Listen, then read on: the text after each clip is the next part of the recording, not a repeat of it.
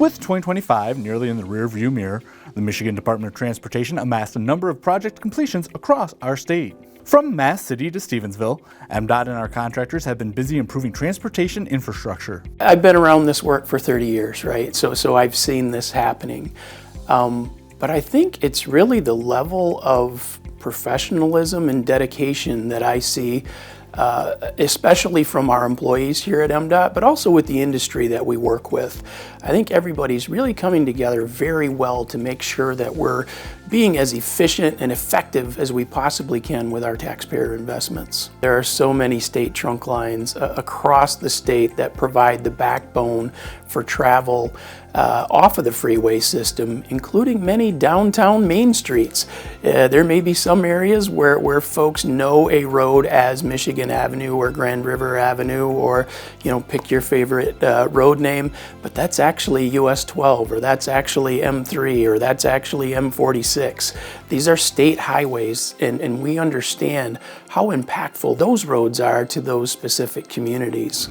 Let's begin our tour in MDOT's North region, where M72, M22, also known as Grandview Parkway and Bayshore Drive in Traverse City, saw a 2.2-mile section of road rebuilt from Division Street to Cherry Bend Road. The nearly $26 million project included a new roundabout at the M72, M22 intersection, incorporating Bay Street, improved drainage, and improvements for public transit stops.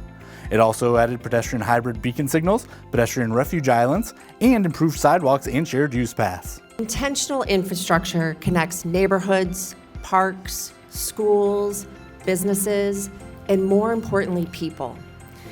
This corridor now reflects the kind of community that we strive to be. We want to be connected, inclusive, and full of movement.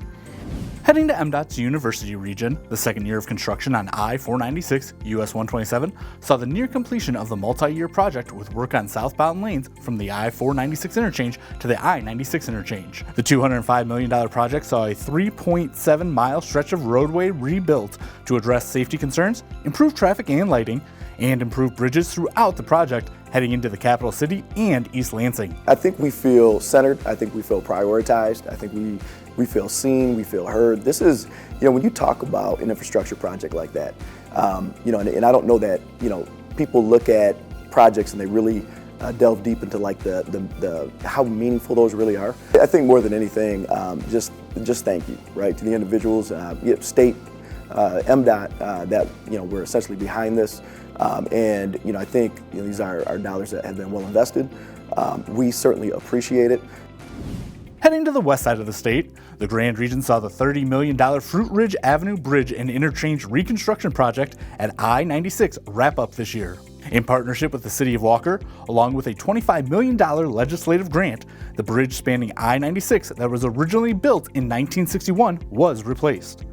The project included widening the bridge from 2 lanes to 5, along with a new non-motorized path along Fruit Ridge Avenue and 3 Mile Road, with trail connections on the north and south sides. Projects like this don't happen overnight. They take vision, persistence, partnership, and a shared belief that our infrastructure is worth investing in. And to all the contractors, engineers, and crews who work tirelessly, often in challenging conditions, our community owes you a large debt of gratitude. In the northwest portion of MDOT's Superior region, M26 saw 5.5 miles of roadway resurfaced from US 45 to the M38 West intersection in Ontonagon County. The $6.5 million project also included culvert replacement, drainage improvements, and concrete curb and gutter. The biggest changes came in Mass City, where a left turn lane was added that provided some traffic calming and allows for easier left turns into businesses and roadways through town. It's always nice as a small community to feel noticed, by the state, and to have them come in and get it all fixed up. And, it really helps the appearance of the township, and it's just makes everything look better and runs more smooth, of course. As we travel back below the bridge, MDOT Southwest region saw 2 new ramps and bridges added to expand the US 131 interchange with US 131 business route north of Kalamazoo. Funding for the $19 million expansion was secured by State Senator Sean McCann and Representative Julie Rogers, as well as former US Congressman Fred Upton.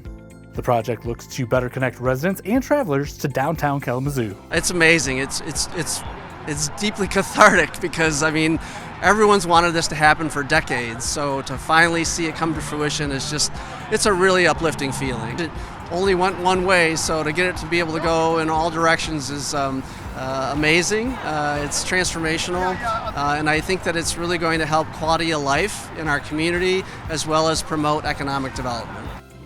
In MDOT's metro region, the final phase of restoring the Ruther is underway on I-696 between M10 and I-75. This multi-year, $250 million project saw eastbound I-696 being rebuilt, new median barrier, multiple bridge repairs, and the rebuilding of the Church Street Plaza Bridge that will contain Victoria Park.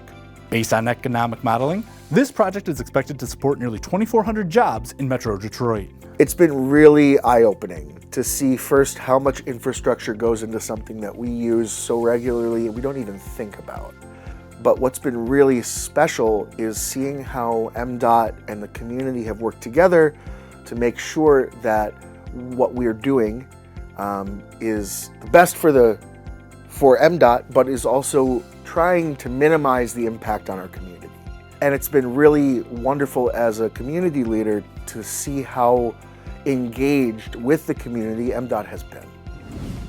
As our travels continue, we head north from Metro Detroit to I-475 in Flint, where 3 miles have been rebuilt from the Flint River to Carpenter Road. This $141 million investment, including funds from Governor Gretchen Whitmer's Rebuilding Michigan program, included rebuilding the roadway, building a new bridge over the Flint River, and improvements to several other structures along the area. To show that this freeway is now reopened and bustling all the way from the Flint River to Carpenter Road, it speaks to Michigan's commitment to making sure that our roads are safe, to making sure that they are the highest quality in the region, and we have these amazing workers. Other notable projects included MDOT overseeing construction of a new $33 million rail bridge over the Manistee River in the northwest corner of Wexford County in Liberty Township to replace the bridge that spanned the river for nearly 140 years.